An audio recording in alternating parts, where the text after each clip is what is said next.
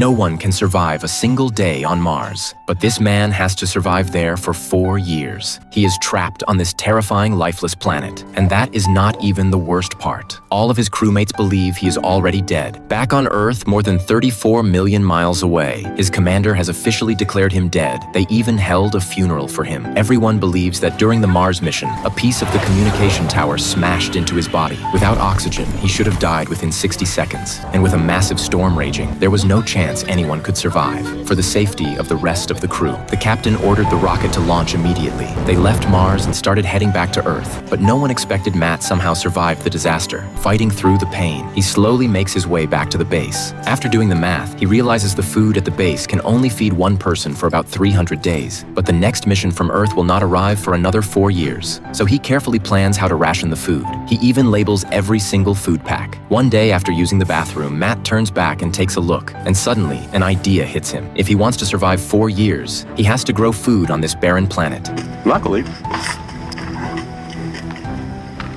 I'm a botanist.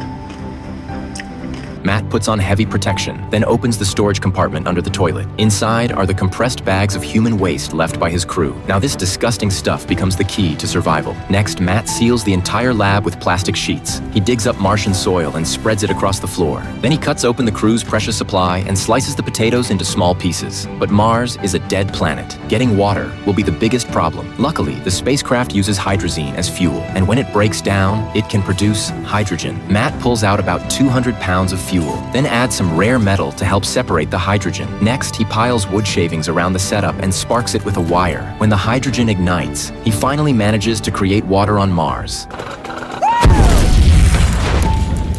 But he forgets to account for the oxygen in his breath. The reaction suddenly explodes and knocks him dizzy. After fixing the setup again, Matt puts his suit back on and carefully lights the reaction one more time. This time, everything works. Soon large amounts of water vapor begin to form. By day 54, Matt finally sees a real sign of hope. A small green sprout breaks through the soil. As the days pass, harvest season finally arrives. When Matt sees the food he has grown, he is beyond excited. He even uses more waste fertilizer to grow even more potatoes. Now that he has food, Matt starts thinking about the future. The next human mission to Mars will land about 2,200 miles away from this base. If the astronauts land there, Matt must reach that exact location, which means he has to test the route. But the rover he has can only travel about 22 miles at most. So Matt must prepare huge amounts of food, as well as solar panels for charging. He will also have to live inside the rover for about 50 days before reaching the destination. At the same time, he must survive the freezing nights on Mars. For a human being, this mission sounds completely impossible. To break through the power limits, Matt takes a huge risk and digs up the nuclear power generator. With nuclear power, he no longer has to worry about electricity or heat. Meanwhile, back on Earth, inside the Space Agency Control Center, a staff member casually checks a satellite image of Mars and suddenly notices something moving on the surface. A rover is slowly traveling across the planet. Stunned by what he sees, he immediately calls his commander over. Soon everyone realizes Matt never died. He has been surviving on Mars the entire time. The shocking news spreads across the world. Now scientists on Earth begin planning a rescue mission. They all try to find a way to contact Matt, but every communication signal has been lost, and Matt's crewmates are still heading back to Earth without knowing the truth. So the question now is, how can they possibly rescue Matt from Mars?